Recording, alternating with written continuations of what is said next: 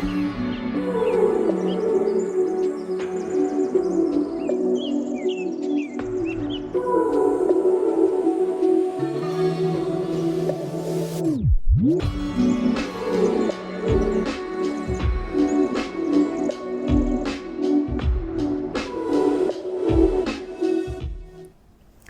රට විතරක් නෙමේ ලෝකයේ විවිධ රටවල් විවිධ අවස්ථාවන් වල ආර්ථික වශයෙන් අස්ථාවර වුණු අවස්ථා අපි අහලා තියෙනවා දැකලා තියෙනවා. ඒක අපේ රටට අපි හරවලා ගත්තොත් එහෙම මේ කාලේ වෙනකොට මේක ලොකුවටම කතා බහට ලක් වෙන මාතෘකාවක් බවට පත් වෙලා තියෙනවා. අපේ රට ආර්ථිකව අස්ථාවරයි රටක් විදියට අස්ථාවරයි කියන කාරණාව. එහිදී අපේ රටේ තියෙන ආර්ථිකයට ඍජුවම බලපෑම් එල්ල කරන දෙයක් තමයි මේ ව්‍යවසායකත්වය කියලා කියන්නේ. ඉතින් අද දවසේදී අපි මේ පිළිබඳව පුළුල් විග්‍රහ කරන්නට බලාපොරොත්තු වෙනවා මේ සාකච්ඡාව හරහා. ඒ සඳහා අපි සඳුන්වන්න මැදිරියට කැඳවා ගත්තා ව්‍යවසායකත්ව පුහුණු උපදේශක උද්‍යාන ලිවේරා මහතා. අයබෝවන් සුබ දැසනක ඔබතුමාට. අයබෝවන් මිත්‍රා. ඔව් ගොඩක් වෙලාවට උදාන මහත්මයා දැන් අපි දිගින් දිගටම සාමාන්‍ය ප්‍රශ්නයක් වුණාම ඒ ප්‍රශ්නේ අගමුල හොයන්නෙත් නැතුව කතා බහ කරන පිරිසකුත් ඉන්නවනේ. මම ඔබතුමාගෙන් මුලින්ම දැනගන්න කැමතියි. අපි දන්නවා පැහැදිලිවම රටේ ආර්ථික අර්බුදයක් තියෙනවා, ගැටලුවක් තියෙනවා, ගැටලුකාරී තත්ත්වයක් මතුවලා තියෙනවා. නමුත් මේ කියන තරමටම ආර්ථික අහිමියක්, ආර්ථික අර්බුදයක් අපේ රට තුල තියෙනවද? එහෙම නැත්නම් කෙනෙක් මේක ක්‍රියේට් කරගෙන යන පිරිසකුත් ඉන්නවද? හිතින් වැටිලා, මානසිකව වැටිලා තියෙනවට වැඩිය තත්ත්වයක් ඉස්සරහට ඉස්මතු කරලා පෙන්වන පිරිසක්. එහෙම පිරිසක් ඉන්නව නේද? ඔව් ඇත්තටම නේත්‍රා අද මමයි ඔයයි හම්බ වෙන්නේ මේ අලුත් ව්‍යාපාරික අවස්ථාවක් සම්බන්ධයෙන් සාකච්ඡාවකට මම කොළඹ ආපු මොහොතක තමයි මේ වෙලාවේ මම ඔයත් එක්ක සම්බන්ධ වෙන්නේ. ඒක ඉවර කරලා ඇවිල්ලා. ඉතින් ඇත්තටම ප්‍රශ්නයක් තියෙනවා. ඒක අපි ඔක්කොම දන්නවා. ඒක අපිට ඇත්තටම ඒක පල්ලෙහා දාලා අපිට කිසිම දෙයක් කතා කරන්න බෑ. මේක කන්ටිනියු කරන්න බෑ. නමුත් මේ ප්‍රශ්නෙත් එක්ක අපි ඉන්නවද කියන එක තමයි තියෙන ගැටලුව. මම පොඩි උදාහරණ ටිකක් කියන්නම්. දැන් මේ වෙලාවේ මගෙන් ගොඩක් අය අහන ප්‍රශ්නයක් තමයි අපේ ව්‍යාපාරයේ නවත්තමුද කියන එක. එතකොට මම ඒගොල්ලන්ගෙන් අහන ප්‍රශ්නේ තමයි මේ වෙලාවේ ව්‍යාපාරය නවත්තලා යම්කිසි දවසක මේ රට ස්ථාවර වුණාම වැඩි කාලයක් යන්නේ අපේ බලාපොරොත්තුවක් නැහැ මේක අරන් යන්න. එතකොට තව මාසකින් හෝ දෙකකින් හෝ මේ රට ස්ථාවරත්වයට වෙයි කියන එක තමයි අපේ බලාපොරොත්තුව. එහෙම වුණාම ඔයගොල්ලෝ මොකක්ද කරන්න ජීවත් වෙන්න කියන එක. එතකොට ඔන්න ඔය ප්‍රශ්නට උත්තර දෙන්න ගොඩක් විස්තර ඕන වෙනවා. එතකොට ඕක තමයි ඇත්තටම අද තියෙන අභියෝගය මම දකින්නේ. ඒ කියන්නේ ගොඩක් අපේ ව්‍යවසායකයෝ ගාව ව්‍යවසායකත්වයේ කරගෙන යන ගාව මේ තොරතුරු නැහැ අපිට ඩිසිෂන් එකක් ගන්න. හරි. එතකොට අපි ගොඩක් වෙලාවට ඔබතුමී කිව්වා වගේ නෙගටිව් එහෙම නැත්නම් අපි මේක කරන්න අමාරුයි කියන මතේ හිටියට අපි හොයලා බලලා නැහැ ඇත්තටම මොකක්ද ඇත්තටම වෙන දේ මොකක්ද අපි අර හැමෝම කියන වගේ ඉන්නවා. අපි මේක නවත්තමුයි කියන තැනට ආවට අපිට ඔප්ෂන් එකක් නැහැ ඊළඟට අපි මොකද්ද කරන්න කියලා. ඕක තමයි ඇත්තටම වෙලා තියෙන්නේ සමාජයේ. ඔව් ඕක තමයි දැනට රටේ තියෙන තත්ත්වය. එතකොට ඔබතුමා ව්‍යවසායකත්වය එක්ක ඉන්න පිරිසක් විදියට ව්‍යවසායකයෙක් එක්ක ඉන්න පිරිසක් විදියට මේ ව්‍යාපාර සහ ව්‍යවසායකත්වය කියන මාතෘකාවත් එක්ක නිතරම ගැටෙන කෙනෙක් විදියට දැනට මේ ලංකාවේ ව්‍යවසායක පිරිස මොන පාල තියෙන්නේ මොන වගේ ගැටලු වලටද? ඇත්තටම අපි යථාර්ථවාදීව කතා කරනවා නම් මේ වෙලාවේ අපිට තියෙනවා ප්‍රධාන වශයෙන්ම ව්‍යවසායකයන්ට බලපාන ගැටලු කිහිපයක්. ඒක තමයි පළවෙනි එක තමයි මේ ට්‍රාන්ස්පෝර්ට් කියන එක. එහෙම නැත්නම් ගමනාගමනය කියන එක. ඒක ඇත්තටම අත්‍යවශ්‍ය සාධකයක්. ඊට පස්සේ ඊළඟට මේක බලපාපු පිරිසක් ඉන්නවා පිට රටින් භාණ්ඩ ආනයනය කරන අය, ඒවා ප්‍රොසෙස් කරන අය, ඒකට ඒ වලින් නිෂ්පාදනය කරන අය, ඒගොල්ලන්ට මේක බලපාලා තියෙනවා. ඒකට ඊළඟට සාමාන්‍ය සමස්ත ව්‍යාපාරික ප්‍රජාවටම ව්‍යාපාරවල අඩුවක් තියෙනවා. ඒ කියන්නේ භාණ්ඩ හා සේවා මිලදී ගැනීමේ අඩුවක් තියෙනවා. මොකද ඒක මේ රටේ පවතින දැනට ආර්ථික තත්ත්වයත් එක්ක ඇති වෙලා තියෙන දෙයක්. එතකොට ඕක තමයි ඇත්තටම අපිට තියෙන පින්තූරේ මේ රටේ. ඉතින් මේ ප්‍රශ්න තිබ්බා වුණාට අපිට මේ වෙලාවේ කරන්න ගොඩක් දේවල් තියෙනවා. ඒක තමයි මගේ අදහස. ඔව්. දැන් අපි පැහැදිලිවම දන්නවා ඩොලර් අර්බුදයක් තියෙනවා. මේ ඩොලර් අර්බුදය කොහොමද ව්‍යවසායකත්වයට බලපාන්නේ? ඒක තමයි ඩොලර් අර්බුදයේ බලපාන්නේ වක්‍රාකාරව බොහෝ ව්‍යාපාරවලට. හැබැයි ඩොලර් අර්බුදයේ බලපාන මම කිව්වා වගේ ආනයනය කරන ලද භාණ්ඩ වලින් නිෂ්පාදනය කරන අයට ඒවා විකුණන අයට මේක ඉතාමත් ඍජුවම බලපාලා තියෙනවා. ඒතර අනිත් අයට බලපාලා තියෙන්නේ වක්‍රාකාරයෙන්. හැබැයි මම විශ්වාස කරන දේ තමයි රටක් හැටියට අපේ රටේ ඇත්තටම මුදක් තියෙනවා රට වටේට. හොඳ සරු පසක් තියෙනවා. එතකොට හොඳ ලස්සන රටක් මේක.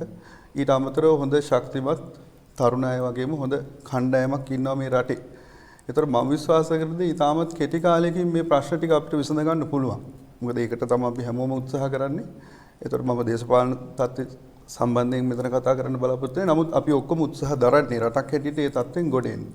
ඉතින් ඒක නිසා මම හිතන විදිහට අපිට ඇත්තටම හොඳ අනාගතයක් පේනවා. කෙටි කාලයක් ඇතුළත මේ ප්‍රශ්න විසඳුනහම කොහොමද මේක කරගෙන යන්නේ කියන එක තමයි ඇත්තටම අපිට තියෙන අභියෝගය. ඔව් සමාජයේ බොහෝ දෙනෙක් කියන දෙයක් තමයි මේ උදාන මහත්මයා ව්‍යවසායකයා සහ ව්‍යාපාරය මේක දෙකක් කියලා. ඇත්තටම මේක එකක්ද දෙකක්ද ව්‍යාපාරය සහ ව්‍යවසායිකත්වය කියන්නේ? ඇත්තටම නේත්‍රා එතන තියෙන පොඩි වෙනසක්. ඒතර ව්‍යවසායකයා කියන්නේ බොහෝ විට මම සරලව කියනවනම් ව්‍යවසායකයා කියන්නේ ඇත්තටම තමුන්ගේ පෞද්ගලිකත්වය තමා අපි කියන්නේ නිකන් උගසට තියනවා කියලා ව්‍යාපාරේ පටන් ගන්න. ඒතර එයා කියලා බ්‍රෑන්ඩ් එකක් හදාගන්න. එයා ගොඩක් වෙලාවට තමුන්ගේ තියෙන පෞද්ගලික දේපොළ.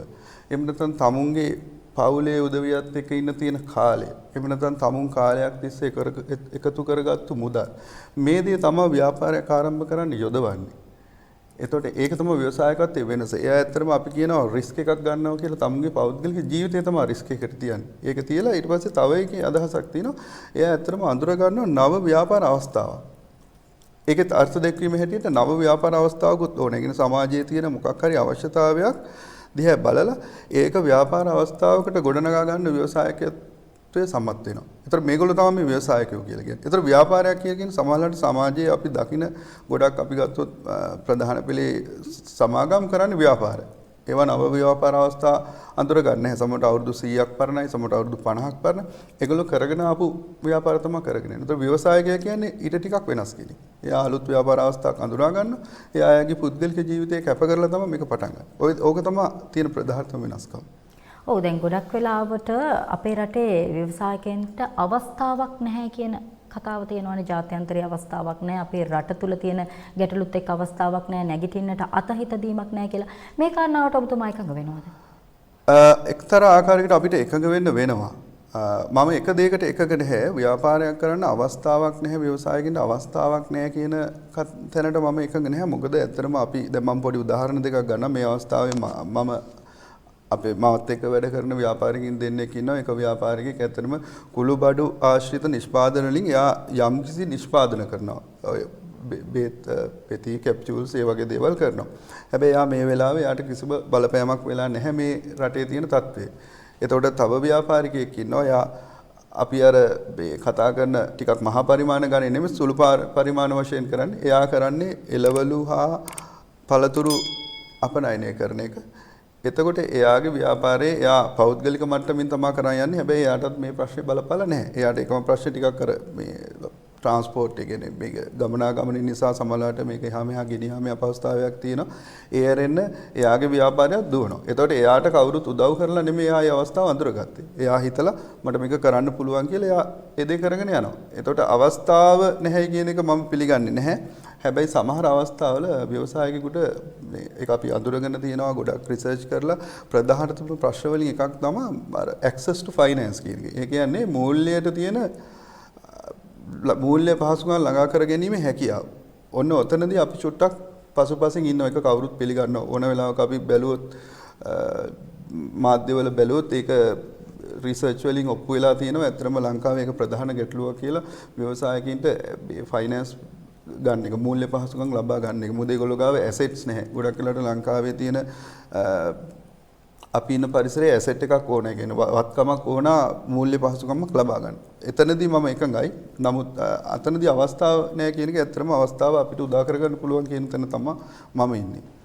ඔව් සමහර වෙලාවට අපිට නිතරම අහන්නට ලැබෙන චෝදනාවක් තමයි ලංකාව තුළ ව්‍යාපාරික අවස්ථා නැහැ, ව්‍යවසායකයන්ට අවස්ථාවක් නැහැ, මේ රටේ කරන්න දෙයක් නැහැ, අපි මොනවද කරන්න කියන කතාව.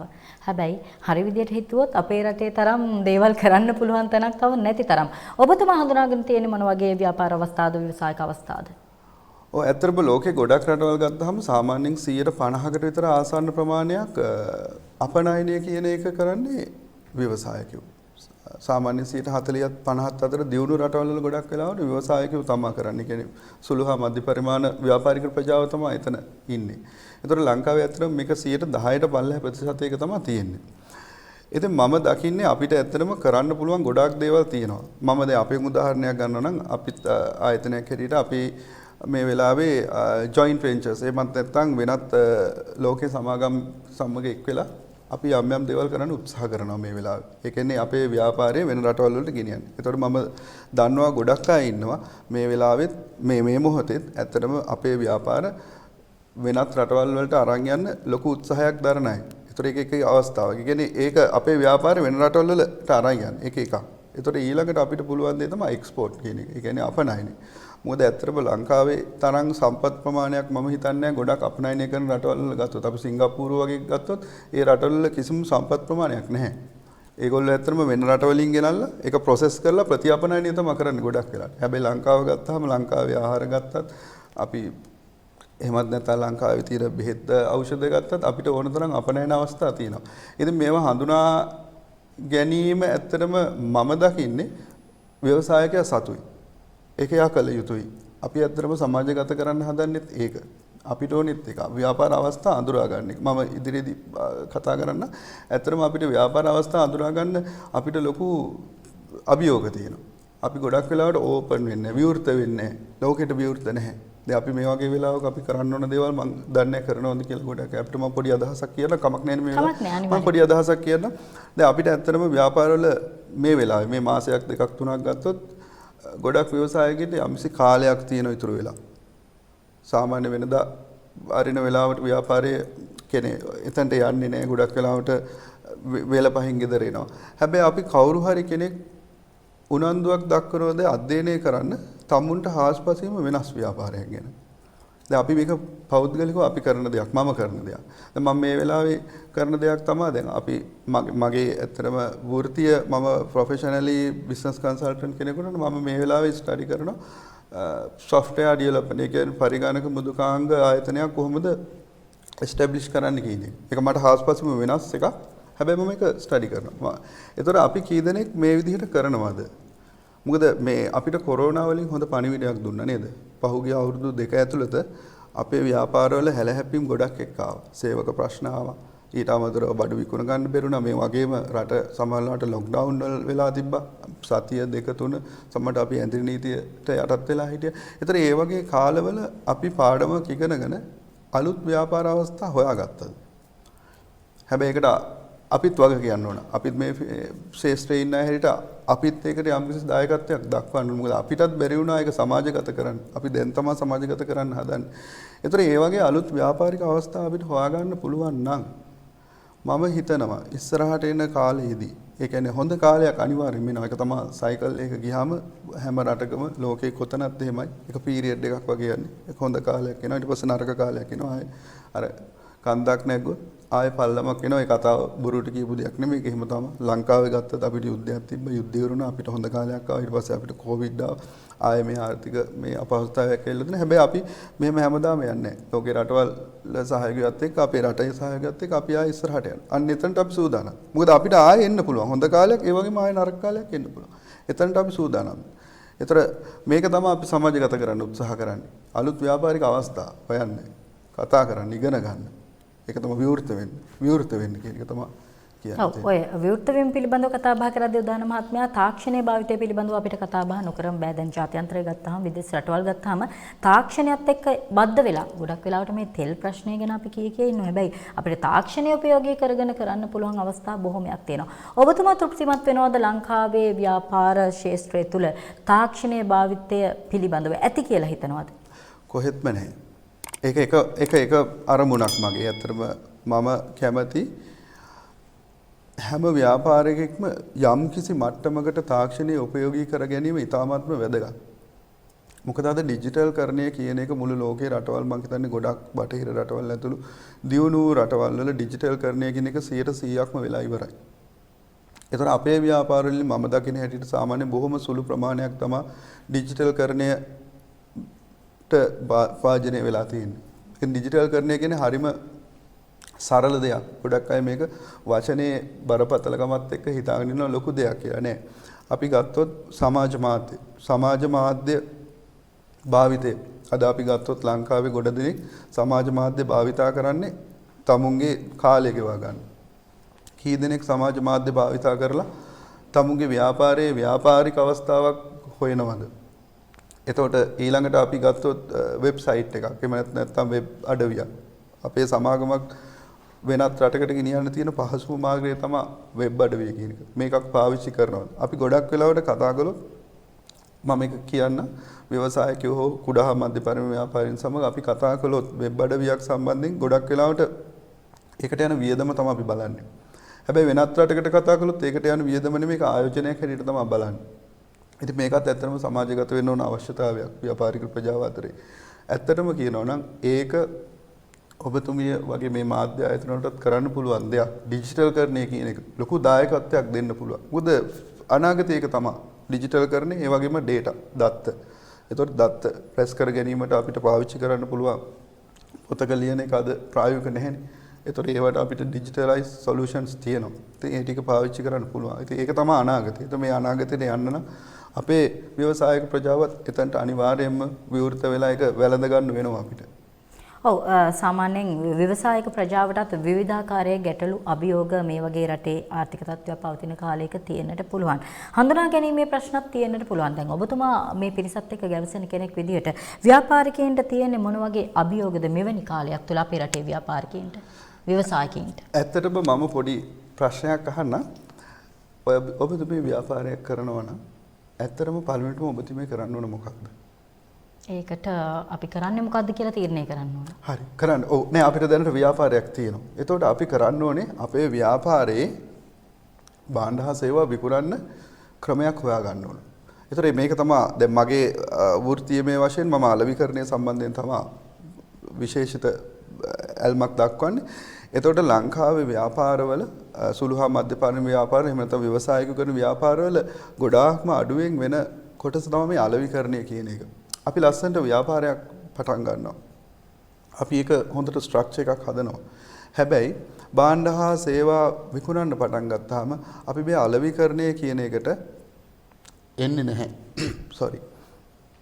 අපි මම ගොඩක් වෙලාවට අහපුවාම කියන දෙයක් තමයි සමහර ව්‍යවසායකයෝ කියනවා මට මම දන්න අය හිතවත් අය සමග මගේ ව්‍යාපාරය ගැන කතා කරන්න නිකන් පොඩි බැහැ කියන හැඟීමක් තියෙනවා කියලා. මම ඒගොල්ලෝ ගන්න ඇයි කියලා.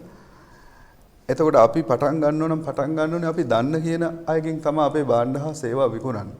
ඒතර ව්‍යාපාරිකයෙකුට අලෙවිකරණය කියන එක කරන්න ආකාර 4ක් තියෙනවා ඇත්තටම. ඒ ආකාර 4 අපි ගොඩක් වෙලාවට පාවිච්චි කරනවා හරිම අඩුයි. ඒතර ඒකේ ව්‍යාපාරයේ බිස්නස් එක ගන්න. ඒතර ඒකේ පළවෙනි ආකාරය තමයි අපි ව්‍යාපාරයට නව ගනුදෙනුකරුවන් ළඟා කර ගන්න ඕන. මේකට අපි මොනවද කරන්නේ? ඒතර ඊළඟට අපි ගනුදෙනුකරුවන් බවට පත් වෙන අය. අපි ගනුදෙනුකරුවන් බවට පත් වුණායින් පස්සේ ඒගොල්ලන්ගේ පුළුවන් තරම් අපි බලන්න ඕන උත්සාහ කරන්න ඕන ඒගොල්ලෝ අපි ගාවට ආපුවාම මේකේ භාණ්ඩ හා සේවා විකුණන ප්‍රමාණය වැඩි කරගන්න. ඒ වගේම අපිට පුළුවන් වෙන නැවත නැවතත් ගනුදෙනුකරුවන් අපි ගාවට ගෙන්න ගන්න ක්‍රම සහ විදි යොදා ගන්න. ඒතර ඊට පස්සේ ඔතනිනුත් නවතින්නේ නැහැ. ගොඩාක් අපි ගත්තොත් වෙනත් රටවල් වල ඊළඟට මේ අපේ ව්‍යාපාරයේ දැනට ඉන්න ගනුදෙනුකරුවන්ගෙන් තවත් අලුත් ගනුදෙනුකරුවන් යොදා ගන්න ඒගොල්ලෝ එක එක උපාය මාර්ග පාවිච්චි කරනවා. එතකොට මෙන්න මේක අපේ ඔළුවේ තියෙනවද කියලා අපි මේක හිතාගෙනද ව්‍යාපාරයක් ආරම්භ කරන්නේ ව්‍යාපාරයක් කරගෙන යන්නේ.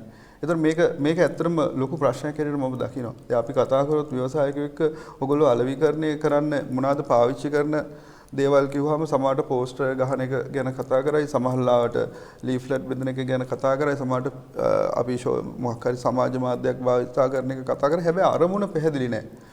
එතකොට මේකත් අපි එක කාර්යයක් හැටියට හිතනවා. මොකද මේ අදහස අපි සමාජගත කරන්නේ මොකද අපි ව්‍යාපාරයක් දාලා අපි භාණ්ඩ හා සේවා විකුණන්නේ නැත්තම් ඒකේ අපි මූලික ගුණාංග ටික ඒකේ මූලික දේවල් ටික අපි අඳුර ගන්න නැත්තම් එතකොටත් අපිට අපහසුයි මේක ඉදිරියට කරගෙන යන්න.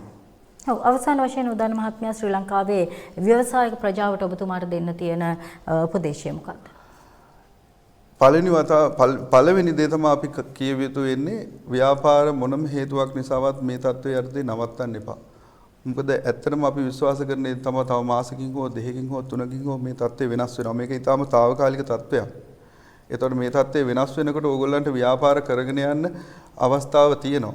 ඒක නිසා මේ වෙලාවේ අපිට ගන්න පුළුවන් ක්‍රියාමාර්ග තමයි යම්කිසි මට්ටමකට අපේ වියදම අඩු කරගෙන සමහරලාට අපිට හොඳ අත්දැකීමක් තියෙනවා පහුගිය වකවානුවේ අපේ සේවකයොත් එක්ක කතා කරලා ඒගොල්ලොත් එක්ක යම්කිසි සම්මුතිය වලට ඇවිල්ලා ඒගොල්ලොත්වත් අපි රැකගෙන ඉස්සරහට අරන් යන් කියන එක. ඒකම මම දෙන පණිවිඩය තමයි ඕගොල්ලෝ දැනට කරගෙන යන ව්‍යාපාරට අමතර තව ව්‍යාපාරයක් ඉගෙන ගන්න. තව අලුත් දෙයක් කරන්න බලන්න. ඒ එක්කම ඕගොල්ලන්ගේ ව්‍යාපාරේ විදේශ රටකට ගෙනියන්න. එහෙමත් නැත්නම් ඕගොල්ලන්ගේ ව්‍යාපාරය හා සම්බන්ධ භාණ්ඩයක් හෝ සේවාවක් විදේශ රටකට අලෙවි කරන්න. ඕගොල්ලෝ හැමතිස්සෙම අවස්ථාවක් හොයන්න.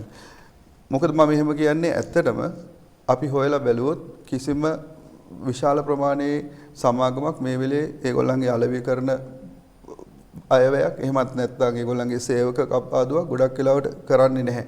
ඒගොල්ලෝ සේවකින්ව දිගටම දිරිම කරන ඉදිරියට අරන් යනවා. එතකොට ඒක නිසා මේ වගේ වෙලාවක ඔයගොල්ලෝ කොහොමදවත් ඔයගොල්ලෝ ව්‍යාපාර නවත්තන්න එපා. ඔයගොල්ලන්ට අවශ්‍ය නම් ඔයගොල්ලෝ ගන්න සහයෝගය ගන්න වෙනත් මේ පිළිබඳ දැනුම තියෙන කෙනෙක්ගෙන් අරගෙන කතා කරන්න.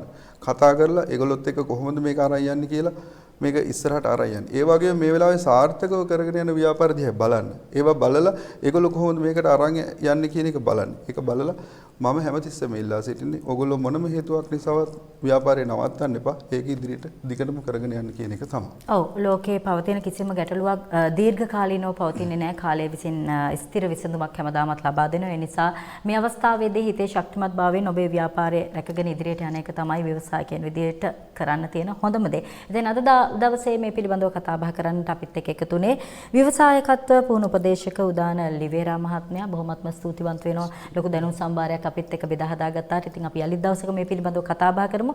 අද දවසට ආයිබෝන් කියලා ඔබතුමාට සම්ප දෙනවා. ආයිබෝන් බොහොම ස්තුතියි. ඔව් තවත් විශේෂාංගයක් අපි අරගෙන එනවා. ප්‍රධාන පාලක මැදිරියට ගිහිල්ලා ඇවිල්ලා.